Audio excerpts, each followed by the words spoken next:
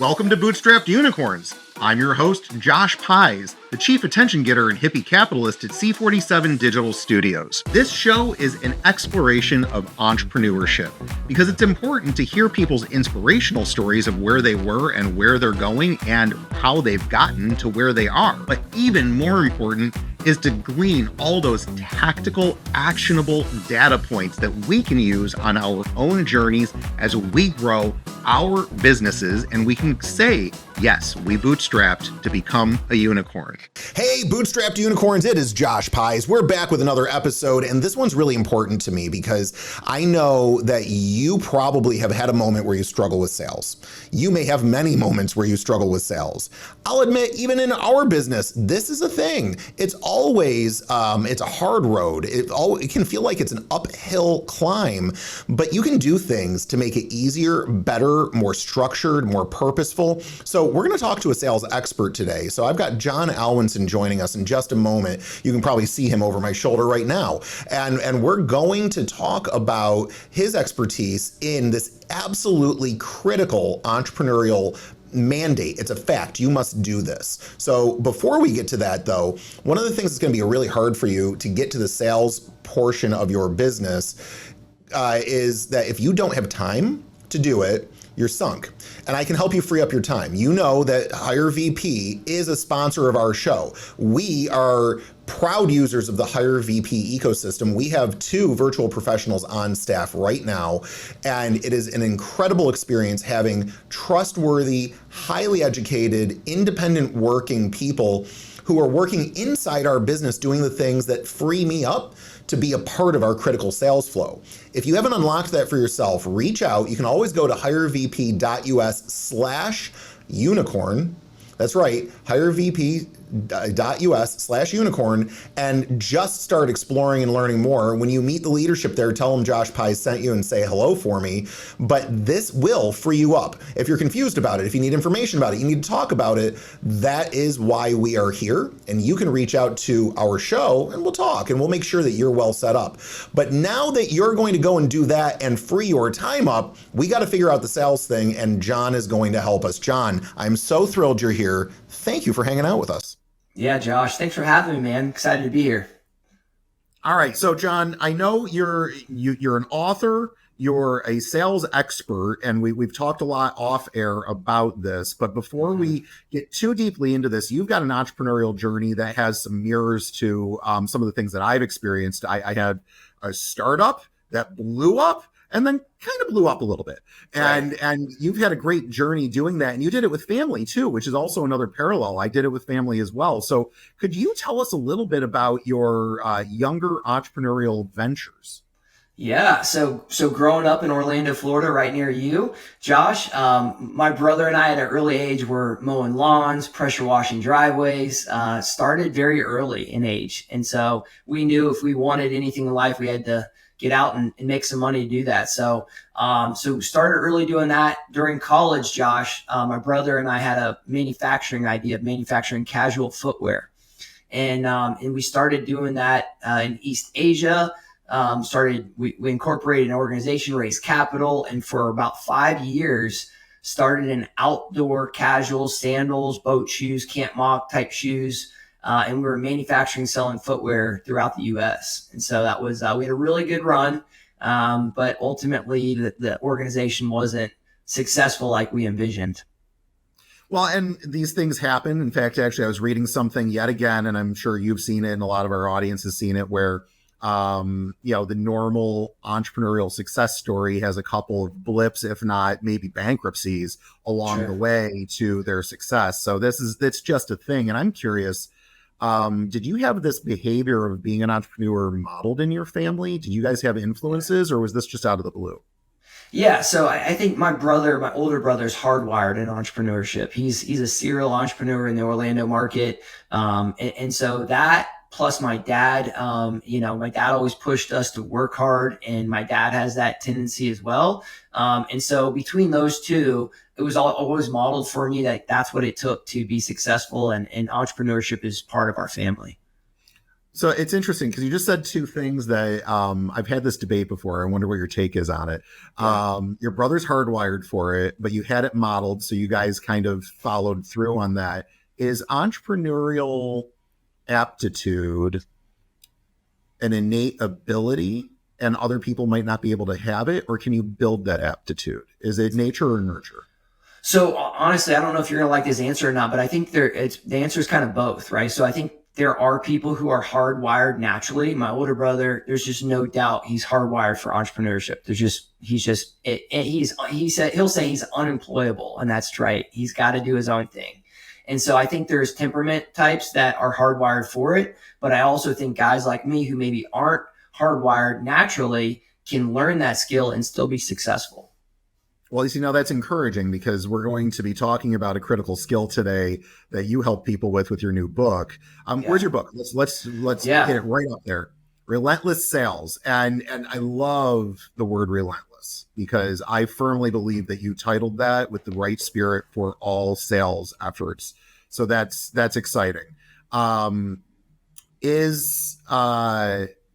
Is there something in the way you had your previous business, the footwear business, that set you up to be this salesperson? Or, you know, how did you divide your labor in that business? For sure. And I think this is one of the challenges that entrepreneurs struggle with is one of the big mistakes that we had early on was I should have been just laser focused on sales.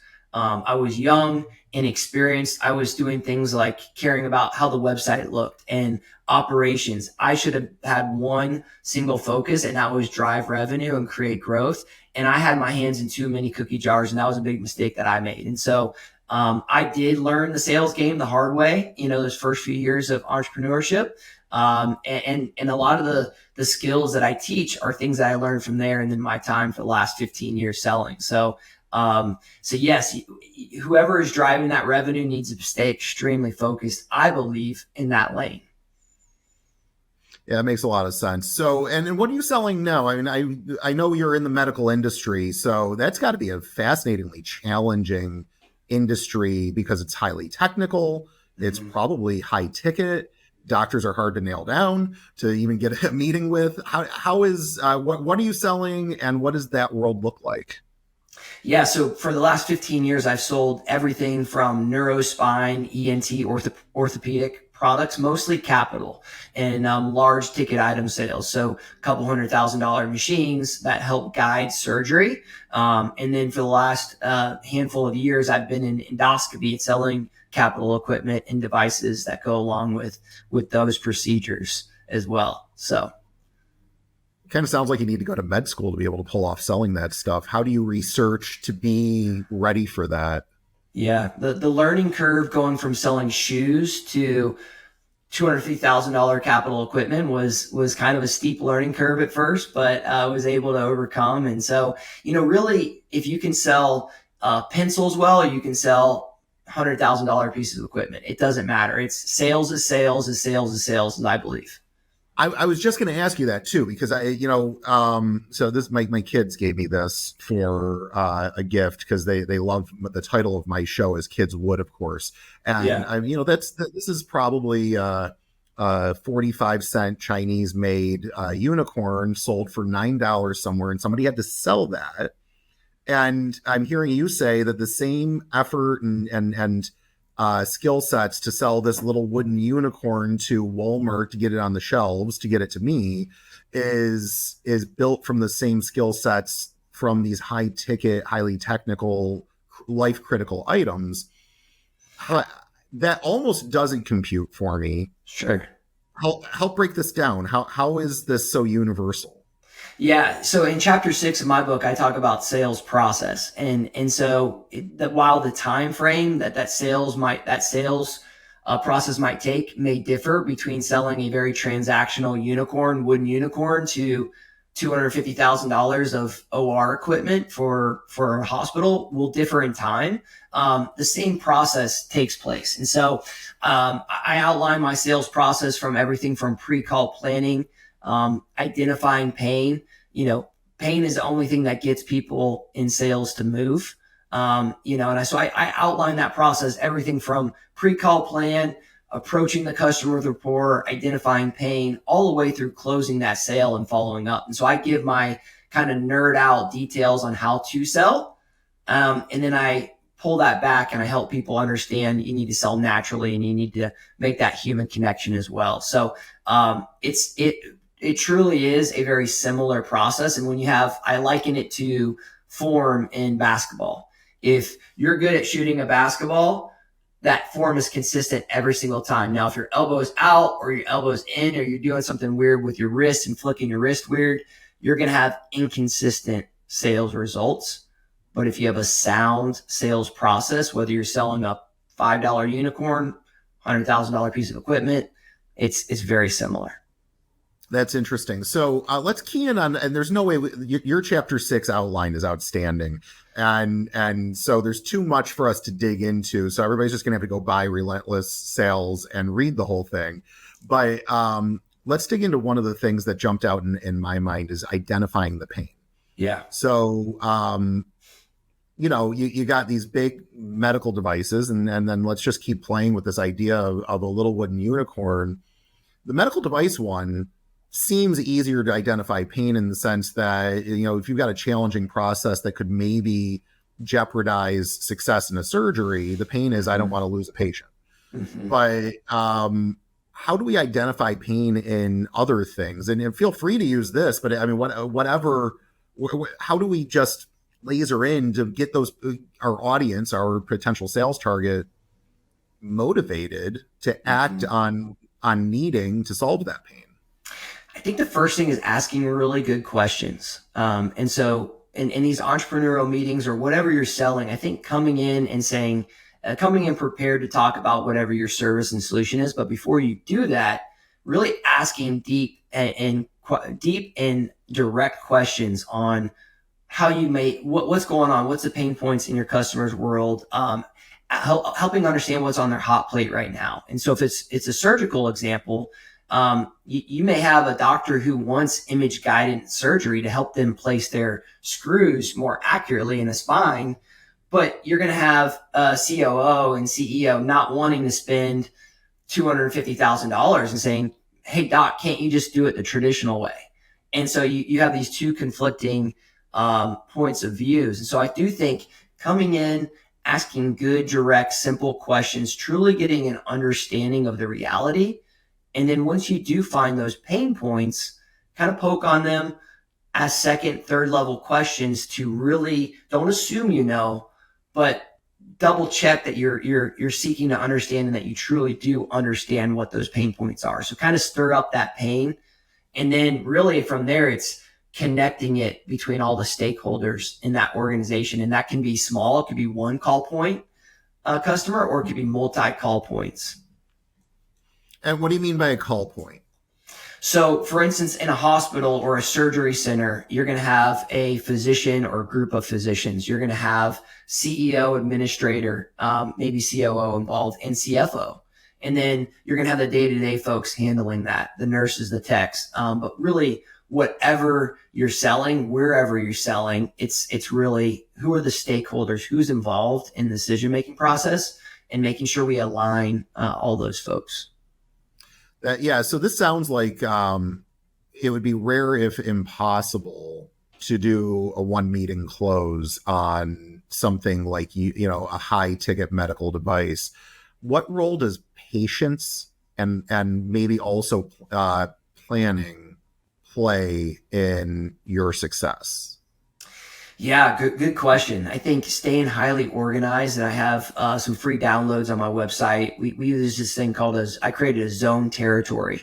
So I geographically clump my territory, and whether you're just calling on one central market or you're calling on the whole United States, this could be a good Excel tool for your audience to download, to use, to geographically clump their accounts. And really, you have to stay highly organized. So taking a few minutes before or after calls, writing down your notes, and then later incorporating that into technology, whether you have a CRM or whether you're just using Excel, you've got to stay highly organized so you can follow up at appropriate cadences. But you're right.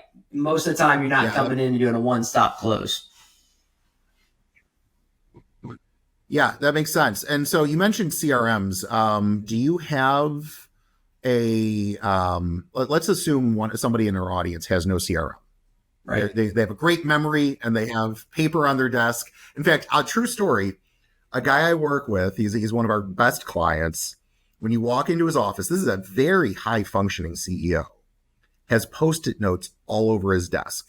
Yeah. They're one color, they're handwritten, of course, and he's got to have 60 or 70 of them, either most of them on the surface of his desk or on his computer monitor. And I'm fascinated by, this is his CRM. Yeah. And God bless him. He's very, very, very successful. So I'm not going to knock his version of a CRM too hard, but it does concern me for most people that seems inefficient. Yeah. And it also seems like you couldn't ask for help easily because it's not digital, it's not shareable. Mm-hmm. So my guess is that's not a CRM you would recommend, but do you have any tips on how to start to implement something that resembles a customer relationship management tool? Yeah, I use a lot of Word and Excel. And so we talked about the zone territory. That's key for me. I have everything from the customer's name to if you have an account number set up for them in there, all the way through. But I use this thing called a weekly attack list. And I actually have that, again, for free on my website as well for download, where you can go in and organize your accounts on a weekly attack list. And that's, basic information. You don't have to get into crazy detail. A lot of times it jogs your memory of where you left it off, but having that information on at least a Word document rather than the sticky notes is usually pretty good, especially if you need to email to someone or you need to message something to your team. You can kind of have a more clean, accurate document that you follow. So zone territory, weekly attack list, whatever floats your boat, or if you do have a CRM and lucky enough to have that, that's good as well.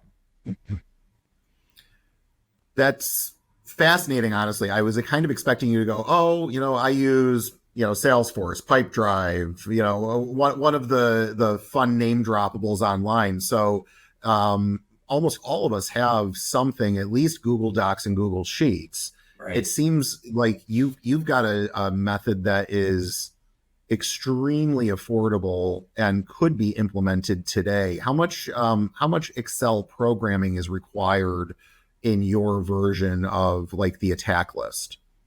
I mean, very little. The template's created for you.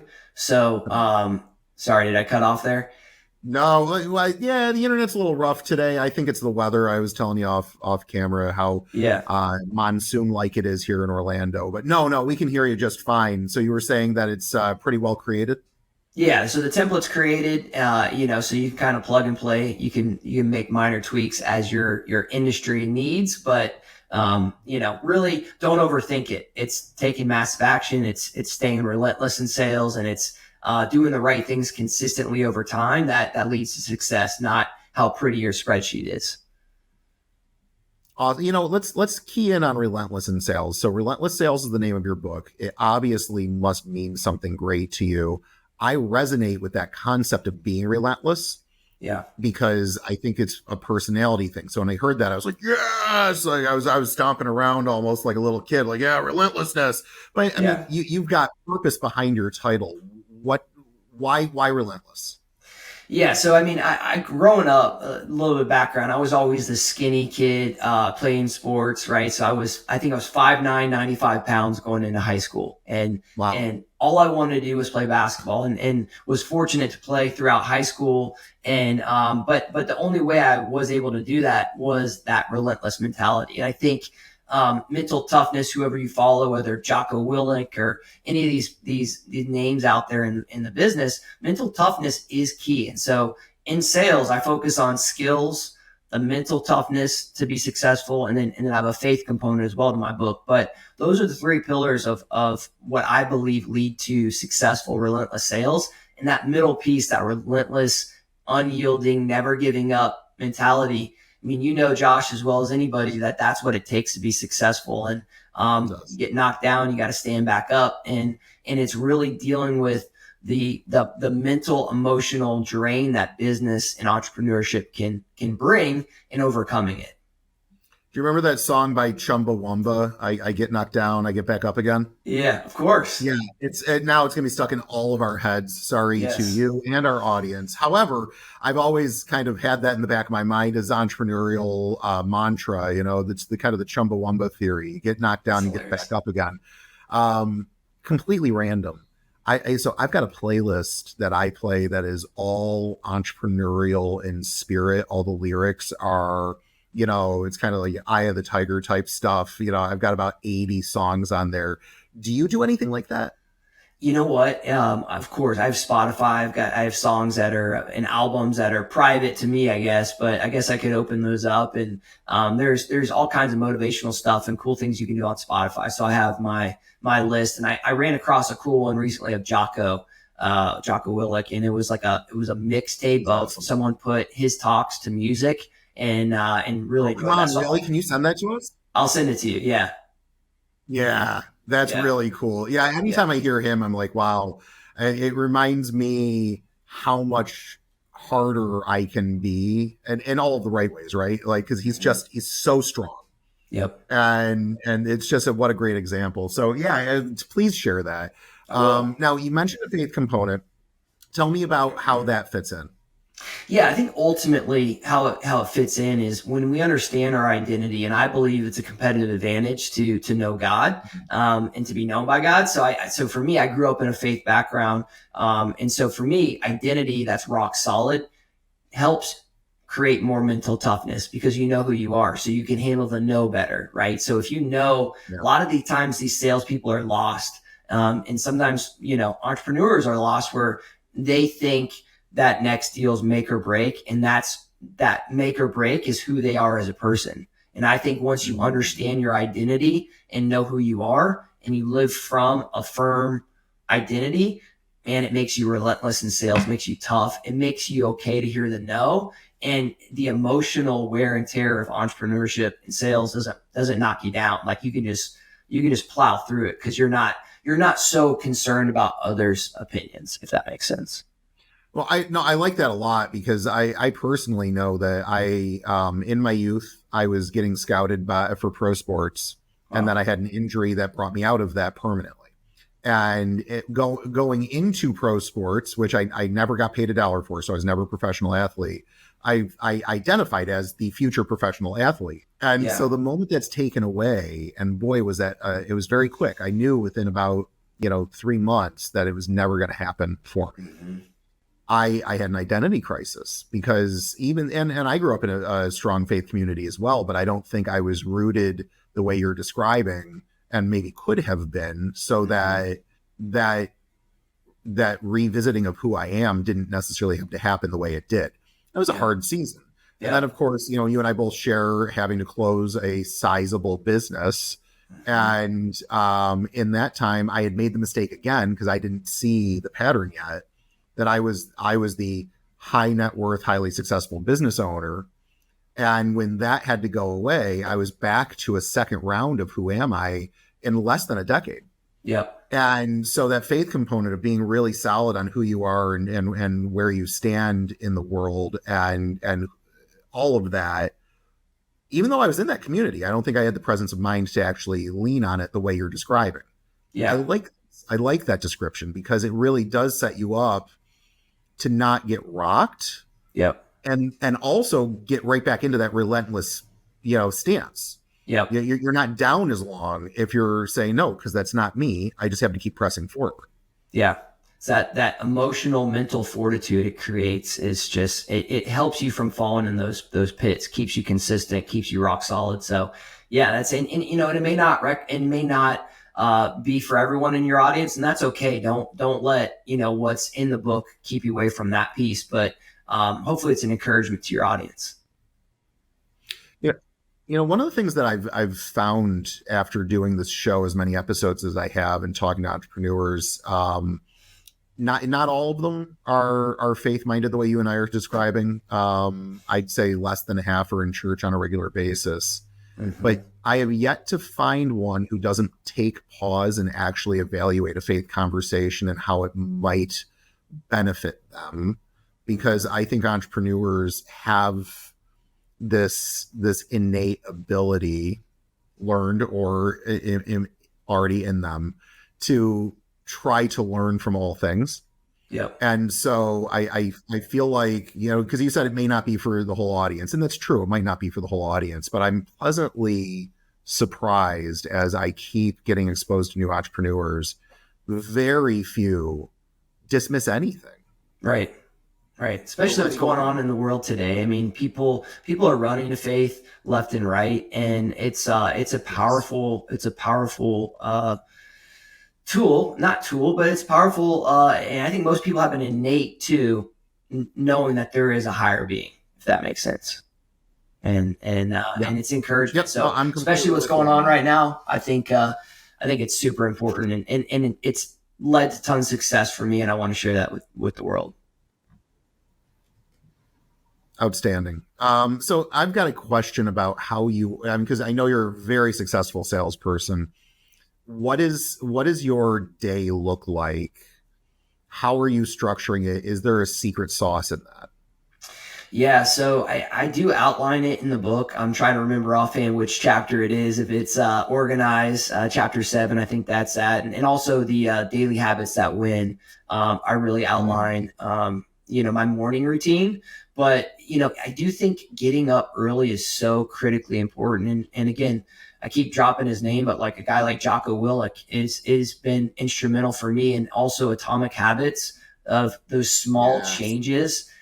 When I start my morning early, everything is better. By the time my kids and my wife are up, I'm 2-3 hours in, and I've already had a successful morning. My day's off to a better start. So I do think starting early, I spend time working out early in the morning, spend time reading, praying, all those different things, and memorizing scripture, and that kind of stuff helps fuel me and helps me keep my mental and emotional state strong. What's early for you? You say get up early. This may not be early for everybody. About 5 o'clock, I'm up, and I'm grabbing a quick, little protein drink or something like that. I'm going downstairs. I'm hopping on my Peloton, getting my body moving for at least 30 minutes. Or I've started doing ruck walks in the morning, where you've got a 30-pound vest on your back, and you're like my fifth friend right now to be like, oh, I'm rucking. Yeah, so yeah. Let's unpack rucking for a second, because I have one. I don't use it. So what is the proper ruck regimen? I don't even know how to talk about it. Tell me about this. Yeah, so I actually use the brand, the Ruck, RUK brand. So I have a 30-pound pack. They're small backpacks. They fit the weight perfectly, so it's not sloshing around. You probably could jerry rig one and throw a weight in your backpack, but you probably don't want to do that from a safety perspective. But literally, it's just walking. Some people run with them. I haven't worked up to like the running piece with 30 pounds on my back yet, but it's just fast-paced walking, and it sucks. There's just nothing fun about it. But what it does is, again, it's back to that mental fortitude and walk around. I like to do 1 to 3 miles in the morning. 3 is perfect, I think. And you just take three laps around my neighborhood is 3 miles. Wow. Okay. All right. And how do you measure whether it's working for you? What is your metric on whether a ruck experience is working? I really do it for, again, more the mental side. I do it for the steps. If I'm trying to hit about 10,000 steps a day is my goal. And so it really helps me jump and catapult that goal, because a lot of us are sitting behind a desk all day. And so if you can get 7,500 steps early in the morning, the rest of your day is like you're winning the rest of your day. So for me, it's more the steps. But what I have found is I will take a day off here or there and really focus on stretching. So I'm not too cramped. My lower back's not tight, all those things. So don't do it to the point where you're breaking down your body, but do it in a way that it's pushing you and getting your cardiovascular going. Cool. I assume you must be breaking a sweat. Yeah. I'm full sweat by the end of it. That's okay. Well, I don't think this was on my radar even like 2 weeks ago, but suddenly you ever have those experiences where it's like, suddenly you've heard about something like 50 times Yeah. and you go, this is calling me and I don't know why. I have a feeling that you may have just sealed the deal. Now, I'll be honest. I have a friend and client who gave me a bulletproof vest, and this thing weighs a ton. I'm not sure why. It doesn't seem very helpful because it really weighs a lot, but it's evenly distributed. Breastplate, backplate, side plates, they're heavy. Yeah. I wonder if that's like version 1.0, so I don't have to go and get a proper weighted ruck because it's at least evenly distributed. Do you think I could hack the ruck experience with something like that? Totally. Start there. Start with regular walks first. I mean, if going straight to a ruck is too intense, just create the habit, like atomic habits, of starting one small change and start with nothing and then add that 2 weeks later. And then if that goes well and you want to increase the weight, add some weight to it. And I think they have different 5, 10, 15 pound weights options. Cool. All right. Well, you sold me on it. I swim every day, so that's helpful. That's awesome. And then I'm going to unfortunately have to visit my chiropractor as well and find out if I'm allowed to do what we're planning right now on this show. But if I get cleared, I'm in. So last question, and I'm going to let you get back to your sales day. If there's an entrepreneur watching this who's going, sales are not good. Mm-hmm. I'm concerned. Mm-hmm. Outside of getting your book and really meditating on what's in that book, which I would highly recommend, I already know it's going to be useful, but what would you say to somebody today that feels a little down about their sales condition? What I would do is I would encourage them to go back and reflect on all their wins throughout their life. If they're in a deep rut, I would say, and I talk about this in the book with a buddy of mine who was in a bad slump, go back from early age to where you're at now and write down all the good things that you've accomplished, and then focus on what you can do moving forward and what you have done. So I think reflecting on the past briefly, and then focus on what you can control versus what you can't moving forward. And a lot of times it's that relentless mentality that we can control once we get our emotional state up to the right par. So reflect, think back, and then refuel off all the things that you've done well over the course of your career, and use that to convince yourself that you can be successful in this next stage. That's great advice. Well, and inevitably somebody's listening and they're going to need to go do that. And so thank you for peering into them. So give us the simple stats. How do we find you? How can we engage with you on social media? Where do we buy the book? Yeah, I appreciate that. So JonAlwinson.com, you can get it through there. Amazon link. My book's on Amazon, which is great.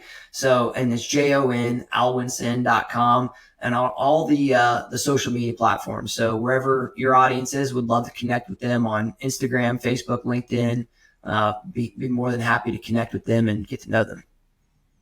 Awesome. All right. Well, you've got your mandate now. Go follow Jon on all the socials. Buy Relentless Sales. Everything he just explained and way more is in that book. And I'm telling you, entrepreneur, leader in a business, even if you don't have a sales mandate, if you are managing or in some organization that has salespeople that you have to interact with, understanding their world better will make you better on their behalf. So I recommend that everybody who is in business really consider reading this book. But if you are in sales, or you are maybe the solopreneur, and which means you wear every hat, you really owe it to yourself to get dialed in. And this is your tool for doing it. Relentless Sales is the book. Jon Alwinson is the author. This is your task today. On the next episode of Bootstrapped Unicorns, we are going to have somebody who's really interesting and different for our conversation. He's actually a consultant helping franchises become future franchises become franchises. If you thought, gee, maybe I could scale my business to more than one location, and that's made you maybe cringe, there's a way to do it through the franchise model. Yeah, it's a lot of work, but there's people out there who know how to do it and can help you. And that's our next episode. So until then, go slay your day, your week, your month. Follow all of the socials for Bootstrapped Unicorns. Join the Facebook group. Jon, I hope you'll join the Facebook group too. It's a small and mighty group of entrepreneurs and experts, and there's no selling in there. We just help each other. That's it. And I've committed to not selling in that group. There's no goal to like build the eventual funnel and cram things down your throat. This is where you'll know us by our fruit. Back to being faith-minded people. You'll want to know more about us because you see the fruit from us. And so that's the biggest sale you're going to get in that group. We're just going to help you. So that's why you join the Bootstrapped Unicorns Facebook group. I will see you on the next episode.